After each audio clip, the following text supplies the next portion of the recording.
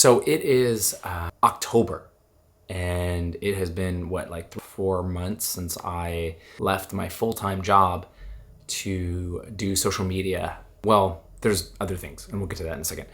But it hasn't really turned out the way that I thought it would. And I think that happens a lot in life, right? We have like plans, and our plans change. And I think what started this whole thing was that I was gonna leave my hometown, San Diego, and my job to move closer to Katie's family so that we could start our own family. And we were trying to figure out a place to live up there. We really wanted to buy something, but we were like even trying to rent. And it just it was too much. We couldn't do it, couldn't afford it. Lots of big like shifts and everything. And so we ended up staying here, and it feels really weird because we're like, our plans were to be up there, and I was gonna film content up there, and we were gonna start having a family and start trying for kids and like doing all this stuff, and it just didn't happen. And so we kind of like sat back and were like, oh, now what? And I thought that I would be filming like 10 videos a day, posting every single day, all the time, like you were gonna get sick of my face. And that hasn't happened. I think part of that is because of my ADHD and not having structure, and like I go like, oh, like motivating myself to do that. But then at the same time, another thing that has been kind of crazy is just the time that I've been getting with my wife. And I actually got to sub at my old school, so I'm still technically a teacher, but I got to sub, and I got to sub last week for 2 days, and it was fun. It was like nothing changed. I could keep doing what I was doing, and it was really sweet. But I got to talk to one of my mentor friends who still works there, and he was asking me, he was like, so like, what's going on? Like, are you still into social media? Are you still doing this thing? And, and I was like, yes, but it's been really hard. And he's like, oh, okay. So like, tell me about it. And I'm an external processor, so I had to like, this is why you and I are talking right now, to process out my feelings. But it was, I was externally processing him, and I was just like saying, it's almost felt like a break from everything instead of like me jumping into a new career or profession. And then I started thinking, or he asked me, he was like, would you take it back? Like, would you do something different? And I said, like, no. If all this time, if social media doesn't work out, if, we don't make any money and we have to start going back to the real world, right?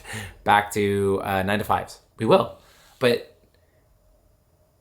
the thing is like, I haven't had this much time with my wife, with Katie, like ever. When we got married, it felt like, well, context, my dad passed away like just a few months, July.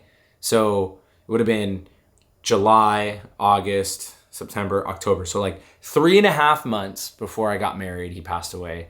And it was because he was, through his depression, he took his own life. Our first year of marriage was like just trying to like pick up the pieces and trying to like feel like our head was above water. Then our second year, it was like trying to build the foundation of our marriage. And it just, I was working, like I would get up 4:30, 5 in the morning, go to the gym while it was still dark out, right? You got to do what you got to do. And then I would work all day, so I wouldn't see my wife. And then I'd film content, the goofy classroom content after school. And then I would edit, and sometimes it would take me a couple hours or whatever. And I wouldn't get home until late, till dark. And like on top of that, I would be like emotionally drained. I would be emotionally and mentally drained. And, I think one thing that we take for granted are the teachers that care. I respect teachers so much. I was a former teacher for life though, always. But teachers who like just invest in the lives of kids and that are mentors. Like I would have kids come in my classroom and tell me all sorts of stuff, right? And you stress out about it. You get really upset by it. Sometimes it's like life situations or home life, whatever that is. And it was funny when I was subbing those 2 days, I had a former student of mine, upperclassman in high school, was like, dude, you look so different. And like, she was like, did we stress you out a lot? And I'm like, what would make you say that? She's like, well, your hair is long, you've got a beard, your wrinkles are kind of going away, you like look healthier, you've like lost weight. I've lost 25 pounds, thank you very much. I've been grinding at the gym and surfing. Let's go. Which is, another benefit to, having a little bit different of a schedule. And I said, yeah, you did. And she was like, wait, really? I'm like, yeah, dude, think about your own home life that you told me about. And she's like, wait, I told you about that? And I was like, girl. Then I'd be like, dude, I would think about it all the time. I'd pray for you. I would, and I would like check in and just like want to hear about like how you're doing and like actually how you're doing. Not just, like, hey, what's going on? But like, dude, you look like you've been going through a lot lately. Tell me about that, right? That takes a lot out. That takes a lot out of you. And so I think like I just never had anything to give my wife. And like imagine being a newlywed within the first 2 years of marriage, like not having anything to give your partner. It was hard. It was really hard. And I think now what is so beautiful is, social media may go away tomorrow.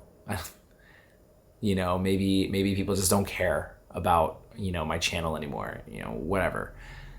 But at the end of the year or at the end of this time, I'm going to look back and I'm going to say like, I got so much time with my spouse to build a foundation, to build something that will hopefully stand the test of time, right?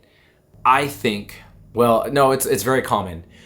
If you ask an older person, maybe towards the end of their life, like what they regret, do you think that they regret working more? Like they're never going to be like, oh, I wish I worked more and made millions more or whatever. No.